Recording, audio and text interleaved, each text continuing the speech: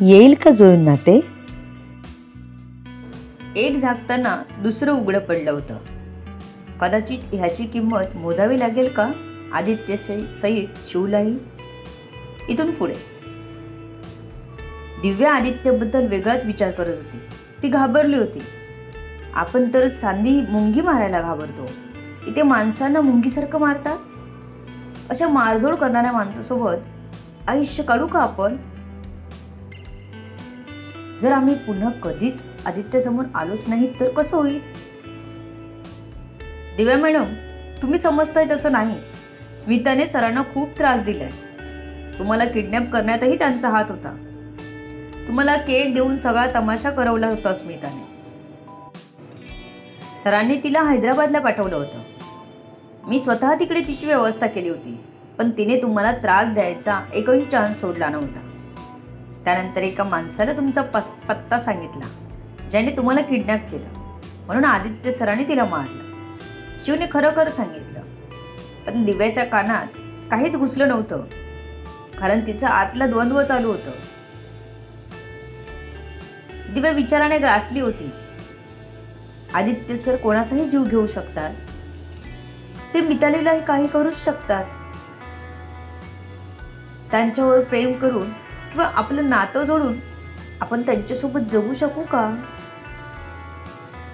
जर आपल्या मैत्रिणीला खरंच काही केलं तर? दिव्या मॅडम, शिवने आवाज दिला तसं मितालीने दिव्याला हलवलं. तशी दिव्या दचकलीच. विचाराच्या तंद्रीतून बाहेर आली. मिताली बाजूलाच होती. तिला कळेना अचानक या दिव्याला काय झालं. दिव्या, काय झालं? अशी का घाबरलीस? मितालीने विचारलं. आदित्य सर तुला काही करणार नाहीत ना? दिव्या म्हणाली. वेडी आहेस का ग? ते मला का काही करतील? मी तुझ्या विरुद्ध थोडीच आहे ना. मी तुझी मैत्रीण आहे. म्हणूनच तर मी बिनधास्त असं बोलते, कारण मला माहित आहे ते मला काहीच करणार नाही. मिताली ठामपणे म्हणाली. कसं काय? दिव्याने न समजून विचारलं. मितालीला एवढा विश्वास कसा काय? मगापासून तिने विचाराचे घोडे कितीतरी पुढेपर्यंत हाकले होते. आदित्य सोबत आयुष्य काढू शकत नाही या कन्क्लुजनवर पोहोचली होती ती. आणि भांडून सवरून आदित्य काही करणार नाही ह्याची खात्री मितालीला कशी काय? हाच प्रश्न पडला होता तिला.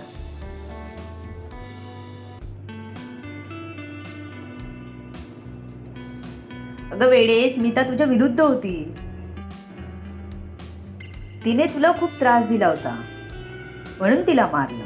त्यांना माहित आहे मी त्यांना त्रास देईन, पण तुला नाही, म्हणून मला काही करणार नाहीत ते.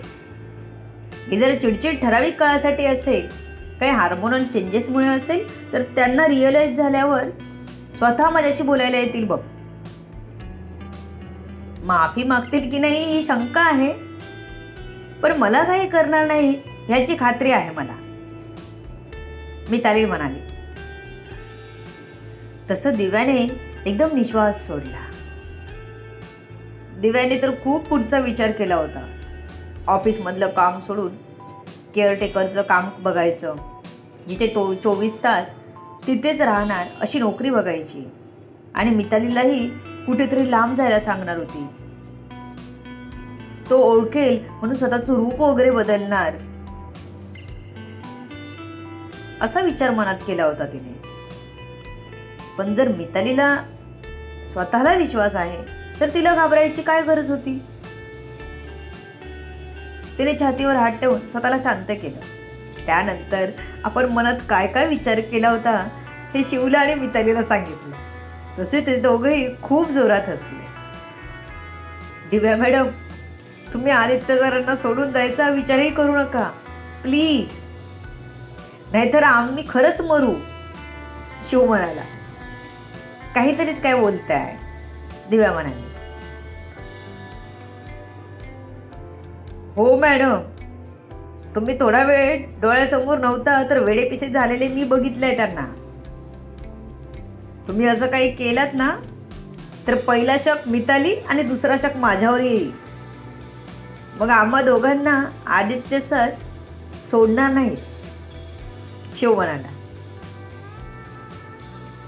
दिव्या, तू असं काही विचार करू नकोस बाई, आणि लवकर लग्न करा तुम्ही दोघे, म्हणजे मला घोर राहणार नाही, मिताली म्हणाले.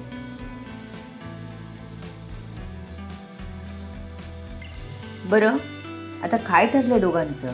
माझ्यासोबत कोण येत आहे? शिवने मितालीकडे बघून विचारलं.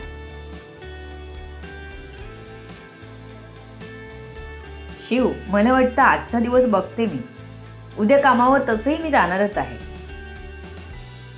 त्यामुळे आदित्य सरांना काही प्रॉब्लेम नसेल, मिताली म्हणाली. असंच व्हावं, कारण मला सांगितलं आहे की तुला घेऊन जा. तू त्यांना उठल्यावर त्यांच्या लगेच डोळ्यासमोर जाऊ नकोस, त्यांना थोडं स्थिर होऊ दे. नाहीतर आजचा दिवस चल माझ्या फ्लॅटवर, उद्या परत ये, शिव म्हणाला.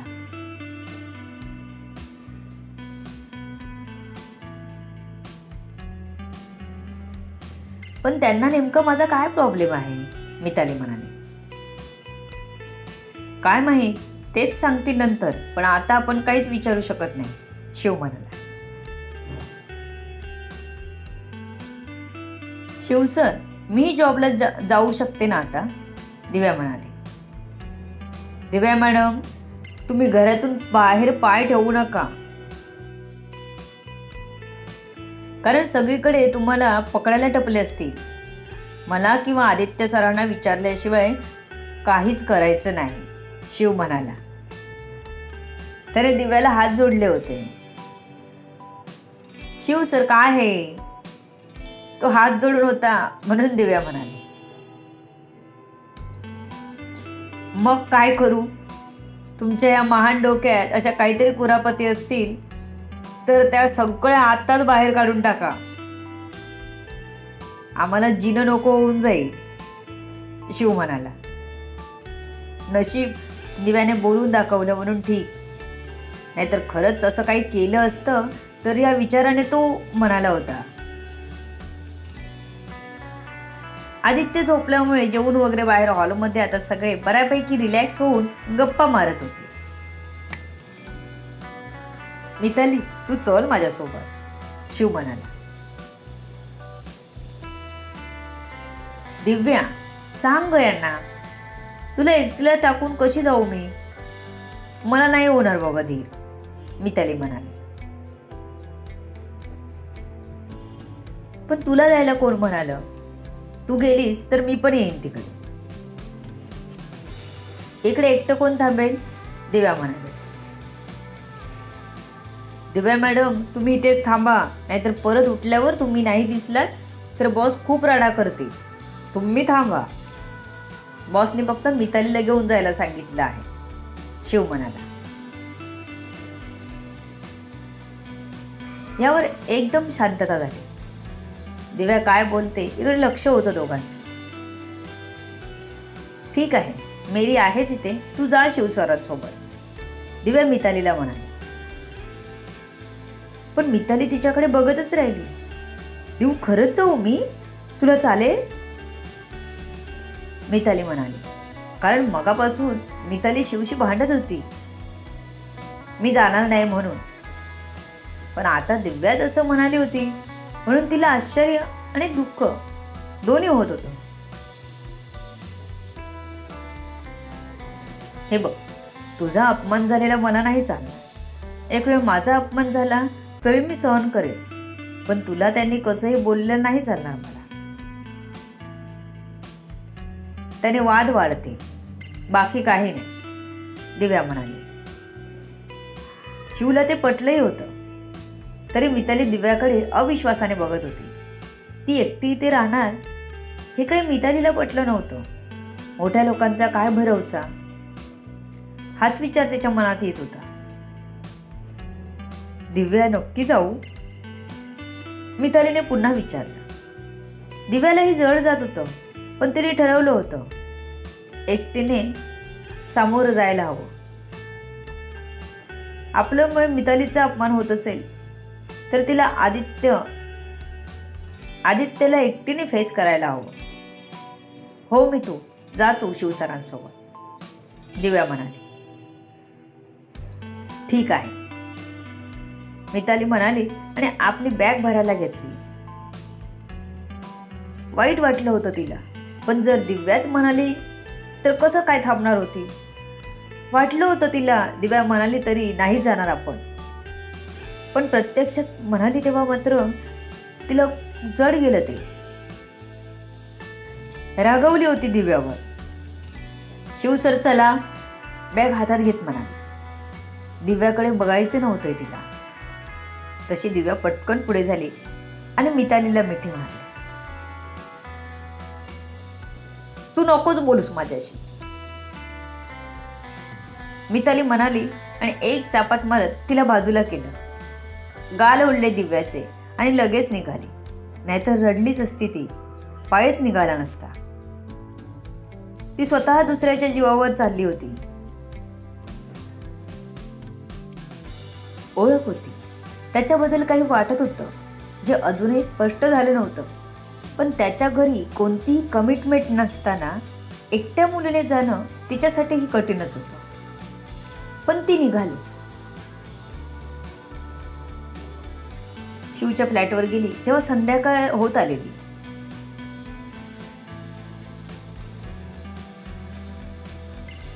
शिवने तिला वॉर्डरोब दाखवला. तिने आपले कपडे लावले. मी किती दिवस इथे राहणार. तिला आता एकटं वाटू लागलेलं आणि कधीही रडू येईल असं वाटू लागलेलं. मिताली, कितीही दिवस इथे राहू शकतेस, तुला माझ्या घरी कसलाच प्रॉब्लेम नाही, शिव म्हणाला. तिला कम्फर्टेबल वाटावं म्हणून त्याने टीव्ही चालू केला.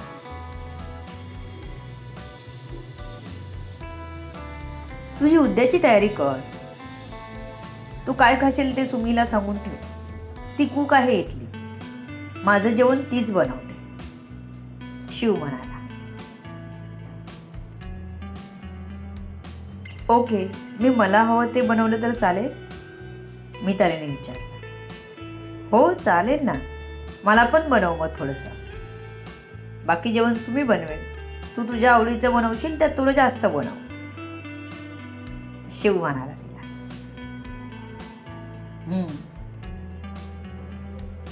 मिताली म्हणाली. तिचा काही टीव्ही बघण्यात अजिबात लक्ष नव्हता. तू नर्वस आहेस, शिव असं म्हणाला आणि इतका वेळ स्वतःला रडण्यापासून थांबवून ठेवलेल्या मितालीने रडूनच दिलं. सरळ दोन्ही पाय जवळ घेत गुडघ्यात डोकं घालून ती रडू लागली. तिला कसं थांबवायचं शिवला कळेना. मिताली प्लीज, तू रडू नकोस, पाणी घे, शिव म्हणाला. त्याने पाण्याचा ग्लास भरून तिच्या समोर पकडला. मितालीने एक घोट पाणी प्यायले. तिला वाईट तर वाटतच होतं, पण कशाचं हे कळत नव्हतं. दिव्या जा म्हणायलाचं की दुसरं इथे आपण एकटेच आहोत ह्या जाणीवेचं. शिव, मला खूप एकटं वाटतंय, मिताली म्हणाली. मिताली, तू आज पहिल्यांदा इथे आलीस म्हणून तुला असं वाटू शकतं. तू पूर्ण फिरून बघ, तुला छान वाटेल. इथून खूप छान व्ह्यू दिसतो बघ. शिवने मितालीला गॅलरीत नेलं. तिला बाहेर बघून खरंच बरं वाटलं. अस्ताला जाणारा सूर्य दिसत होता. तांबडं आकाश दिसत होतं. मिताली गेल्यापासून दिव्या एकटीच बाहेर हॉलमध्ये बसून होती. मेरीही तिथेच बसली होती, तिला सोबत म्हणून. आदित्य अजून उठला नव्हता. तो उठला की त्याला मेरीला ज्यूस द्यायला सांगितला होता. ती शून्यात हरवली होती. कधी आयुष्य कोणत्या मोडवर येऊन वळण घेईल सांगता येत नाही.